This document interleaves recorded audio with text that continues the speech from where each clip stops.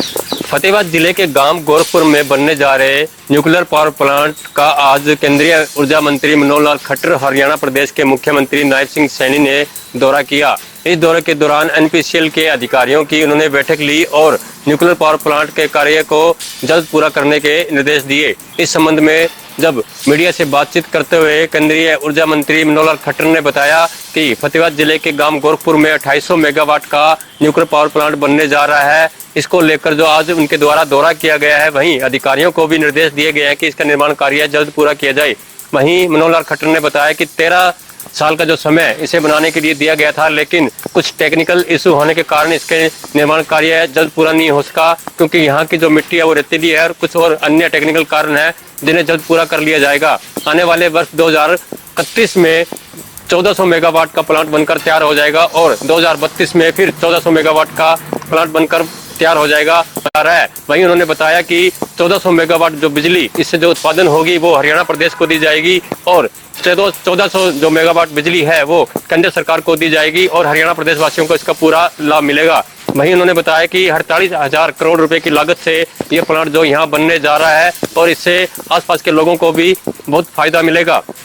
वहीं उन्होंने बताया कि जो एसी टेम्परेचर को लेकर जो उनके द्वारा एक मुहिम छेड़ी गई थी, इसको लेकर भी लोगों की अच्छी राय उन्हें मिली है। वहीं उनका कहना है कि ये जो टेम्परेचर जो सेट किया जाएगा, इससे बिजली की जो बचत भी होगी और लोगों को भी इसका फायदा मिलेगा। जनता टीवी के लिए फतेहाबाद से रमेश कुमार की रिपोर्ट। एक तरफ तो भीषण गर्मी और दूसरी तरफ कोरोना का प्रकोप लगातार। फरीदाबाद में कोरोना के मामले दिन पर दिन बढ़ते जा रहे हैं और बीते दिन की बात की जाए, यानी कि शुक्रवार की बात की जाए, तो शुक्रवार को भी कोरोना के 8 नए मामले सामने आए हैं और अब ये संख्या 90 तक पहुंच चुकी है। लगातार अगर वीरवार की बात की जाए तो वीरवार को भी 10 कोरोना के नए मामले सामने आए थे। स्वास्थ्य विभाग लगातार लोगों से अपील कर रहा है कि लोग जागरूक हो जाए, वरना इसका अंजाम काफी बुरा और भयानक हो सकता है, क्योंकि 2020 और 22 में जो वेव कोरोना की हमने देखी तो उसमें कहीं ना कहीं लोगों को काफी नुकसान जो है वो झेलना पड़ा था। तो ऐसे में फिर से ऐसा नुकसान ना हो, इसके लिए लगातार स्वास्थ्य विभाग लोगों को जागरूक करता हुआ नजर आ रहा है। कोविड नियमों के पालन की बात जो है वो कहीं ना कहीं करने की बात आ रही है, परंतु लोग इतने लापरवाह हैं कि लगातार दिन पर दिन जो संख्या है इसमें बढ़ोतरी दर्ज की जा रही है। हालांकि ठीक होने वाले मरीजों की भी संख्या में इजाफा हो रहा है, परंतु बड़ी बात यह है कि लगातार लोग इतने लापरवाह हैं कि आए दिन जो है वो 8 से 10 नए मामले कोरोना के फरीदाबाद में आए दिन देखने को मिल रहे हैं। ऐसे में स्वास्थ्य विभाग भले ही कितना भी तैयार हो, परंतु जरूरत है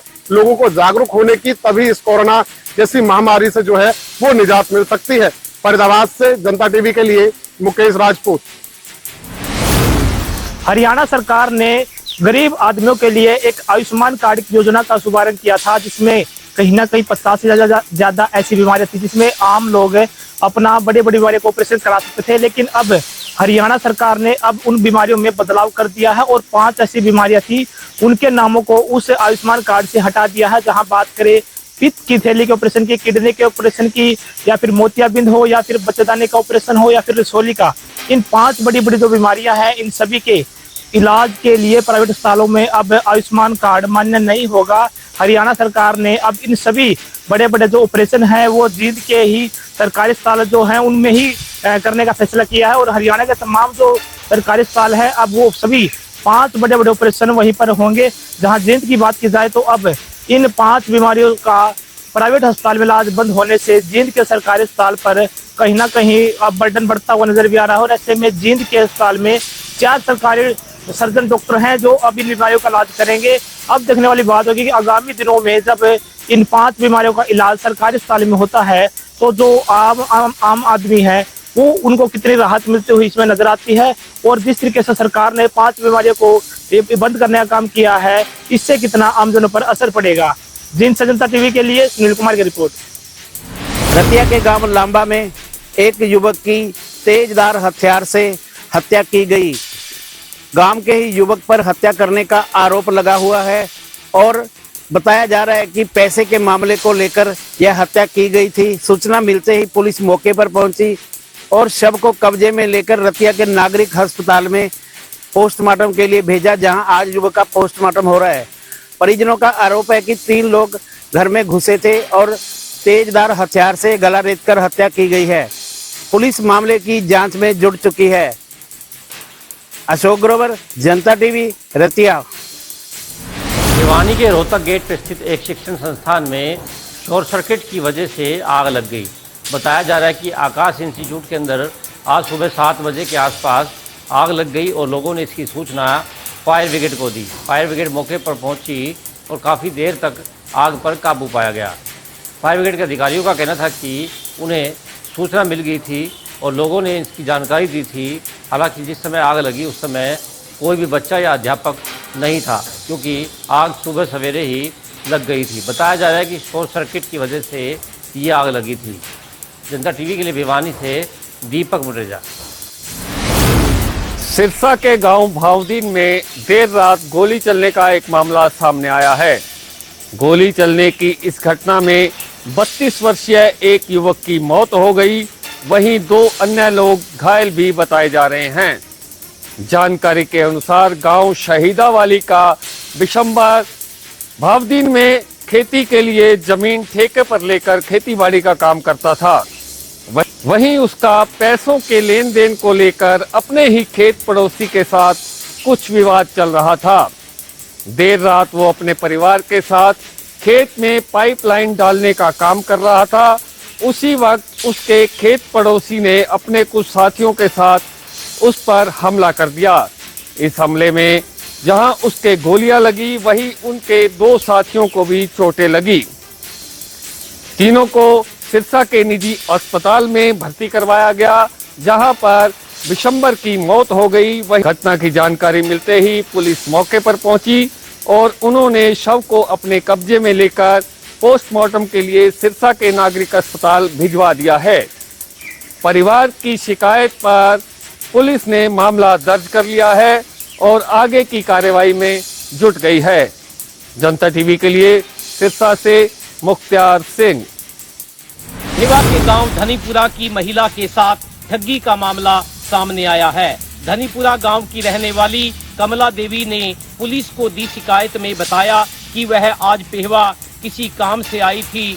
जब वह पीएनबी बैंक के सामने एक सब्जी की दुकान के पास खड़ी थी तो उसके पास एक महिला और 2 व्यक्ति आए। उनमें से एक लड़के ने उसे रुमाल दिया, जिसे लेते ही वह बेहोश हो गई और जब उसकी होश आया तो उसके कानों की बालियां गायब थी, जिसकी उसने शिकायत सिटी थाना में दे दी है। वहीं एसएचओ जानपाल सिंह ने बताया कि पुलिस ने महिला की शिकायत पर मामला दर्ज करके सीसीटीवी फुटेज खंगाल रही है ताकि आरोपियों का पता लग सके।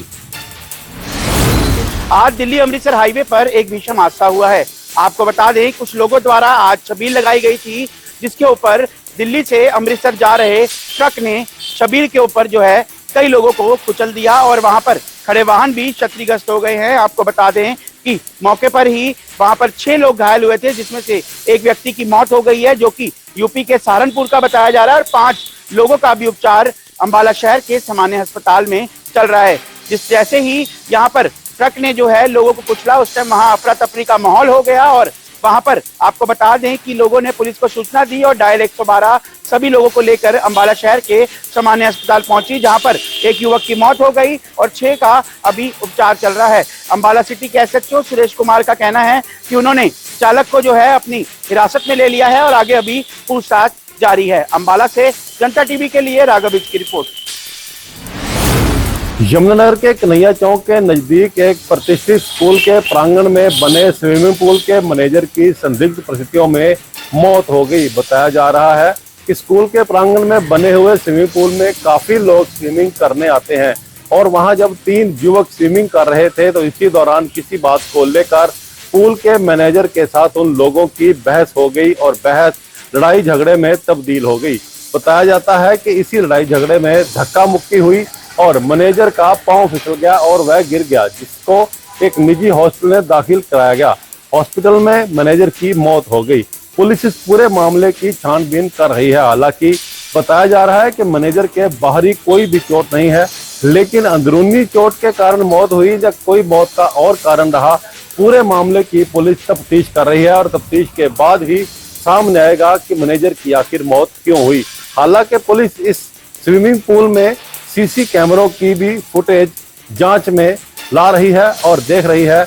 इस फुटेज के अंदर यह भी जांच की जा रही है कि आखिर पूरा मामला क्या था और किस बात को लेकर मैनेजर के साथ इन युवकों की लड़ाई हुई।